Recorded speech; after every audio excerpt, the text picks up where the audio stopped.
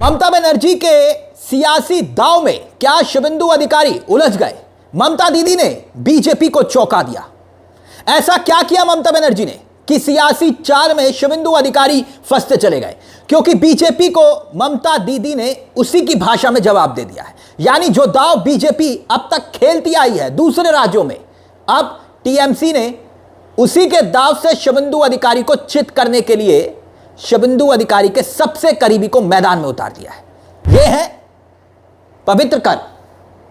पवित्र कर शुभेंदु अधिकारी के साथ टीएमसी छोड़कर बीजेपी में आए थे, लेकिन मंगलवार को टीएमसी में वापस लौट आए। देखिए, बकायदा पार्टी के महासचिव अभिषेक बनर्जी उनको गले लगा रहे हैं, और जब ये गले लगा रहे थे तभी साफ हो गया था कि ममता दीदी ने रणनीतिक लिहाज से जो जाल शुभेंदु अधिकारी के लिए फेंका था उसमें बीजेपी फंस गई।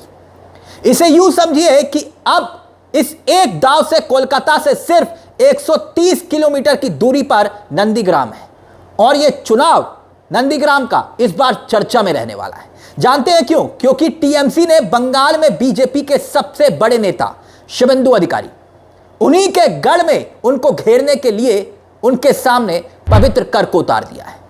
और यह कोई साधारण नेता नहीं है, जमीनी नेता है। इसे यूं समझिए कि पवित्र जो है वो 2018 में ब्याल के 2 गांव के प्रमुख रह चुके हैं। शुभेंदु अधिकारी के साथ 2021 में बीजेपी में शामिल हो गए थे, और 2023 में पवित्र कर की पत्नी ने बीजेपी के टिकट से चुनाव लड़ा। ना सिर्फ लड़ा बल्कि जीता भी। 2 बार ग्राम पंचायत प्रमुख बनी, और नंदीग्राम विधानसभा में 2 ब्लॉक प्रमुख हैं। वहां बीजेपी की पैठ है, और पवित्र कर इसी ब्लॉक के रहने वाले हैं। काफी जाने माने पॉपुलर चेहरे हैं वहां पर, और तृणमूल ने एक बार फिर से बीजेपी के ये दाव को चारों खाने चित किया है। इसलिए शुभेंदु अधिकारी नहीं बल्कि बीजेपी की नींद उड़ी हुई है, क्योंकि पवित्र कर नंदीग्राम में एक बहुत पॉपुलर नाम है। नंदीग्राम का बेटा तक कहा जाता है उनको।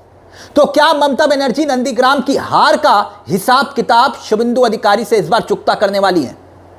क्यों? क्योंकि अब सोचिए ना, जिस दिन ये ज्वाइनिंग हो रही थी, ये ज्वाइनिंग हुई पार्टी में, और उसके चंद ही घंटों के बाद तृणमूल कांग्रेस ने विधानसभा चुनाव को लेकर अपनी सभी 291 उम्मीदवारों की लिस्ट जारी कर दी।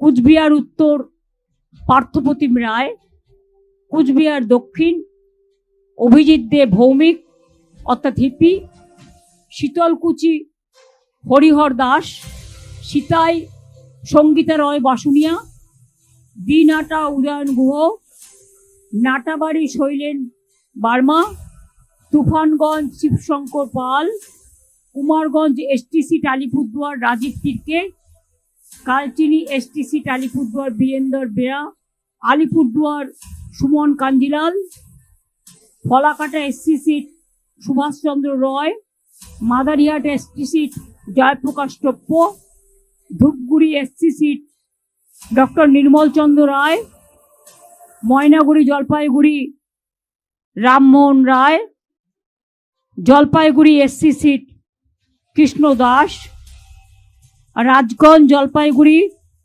স্বপ্না বর্মন, আপনারা জানেন বিখ্যাত প্লেয়ার, ডাবগ্রাম ফুলবাড়ি রঞ্জনশীল শর্মা, মাল এসটি সিট বুলুচিক বারিক, নাগরাকাটা সঞ্জয় কুজুর, মাটিগাড়া নকশালবাড়ি শঙ্কর মালাকার, শিলিগুড়ি গৌতম দেব, ফাঁসি দেওয়া রিনা টপ্পু এক্কা, চোপড়া হামিদুর রহমান, ইসলামপুর কানাইলাল আগরওয়াল, গোয়ালপুকুর মোহাম্মদ গুলাম রাব্বানি, চাকুলিয়া মিনাজুল আরফিন আজাদ, করণদিঘি গৌতম পাল, হেমতাবাদ সত্যজিৎ বর্মন, কালিয়াগঞ্জ নিতাই বৈশ্য, রায়গঞ্জ কৃষ্ণ কল্যাণী, ইটাহার মোশারফ হোসেন, কুশমুন্ডি রেখা রায়, বালুরঘাট অর্পিতা ঘোষ, তপন এসটি চিন্তামণি বিহা,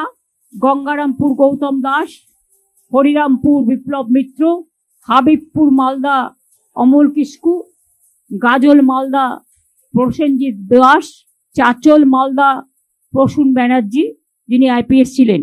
तभी साफ हो गया था कि क्योंकि मुख्यमंत्री ममता बनर्जी ने नंदीग्राम की जगह अब भवानीपुर से चुनाव लड़ने का ठाना, और यह साफ हो गया कि टीएमसी ने नंदीग्राम से उनकी जगह पवित्र कर को मैदान में उतार दिया है।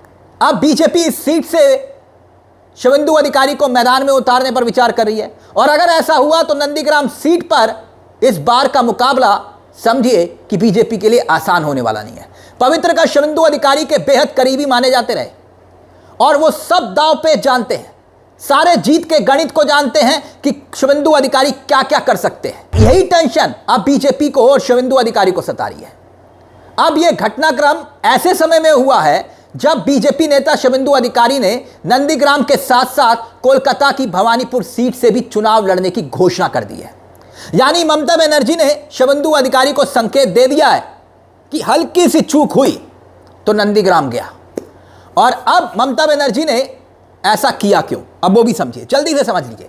ममता बनर्जी ने ऐसा इसलिए किया क्योंकि 2021 के विधानसभा चुनाव को याद करिए, तब शुभेंदु अधिकारी नंदीग्राम से उम्मीदवार थे, ममता बनर्जी चुनाव लड़ रही थी। जब नतीजे आए थे तब शुभेंदु अधिकारी ने ममता बनर्जी के खिलाफ महज 1956 वोटों से जीत हासिल की थी। इतना ही डिफरेंस था, 1956। शुभेंदु अधिकारी को लगभग 1,10,764 वोट मिले थे, और जबकि ममता बनर्जी को 1,08,008 वोट मिले थे। वहां पर सीपीएम की उम्मीदवार थी मीनाक्षी मुखर्जी, उनको 6,200 के करीब वोट मिले थे, और शुभेंदु अधिकारी 2016 में नंदीग्राम से ही विधायक चुने गए थे। यह महज चंद वोटों की जीत थी, लेकिन बड़ी जीत थी। टीएमसी उम्मीदवार के रूप में तब भी वो मैदान में उतरे थे, 2016 की बात कर रहा हूं मैं, शुभेंदु अधिकारी जीते थे।